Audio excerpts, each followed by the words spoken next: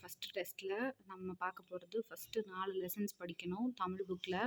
இதில் வந்து தமிழ் சொல் வளம் அப்படின்ற முதல் லெசனில் பேஜ் 8ஆம் பக்கத்தில் 8ஆம் பக்கத்தில் கீழே கொடுக்கப்பட்டிருக்க இந்த தரிசு, சிவல், முரம்பு, புறம்போக்கு, சுவல், அவல் இந்த இந்த இதை பற்றி நம்ம பார்க்கலாம். தரிசு அப்படின்றது வந்து பயிர் செய்யாத நிலம், சிவல் அப்படின்றது வந்து செந்நிலம், ஆர் சிவந்த நிலம், கரிசல் அப்படின்றது வந்து கரிய நிறமுடைய நிலம், முரம்பு அப்படின்றது வந்து பருத்தி கற்கள் கொண்ட மேட்டு நிலம், புறம்போக்கு அப்படின்றது ஊருக்கு புறத்தே மக்கள் வாழ்வியல் இல்லாத நிலம், சுவல் அப்படின்றது மேட்டு நிலம், அவல் அப்படின்றது பள்ளமான நிலம் அல்லது விளைநிலமாகவும் அமைகிறது.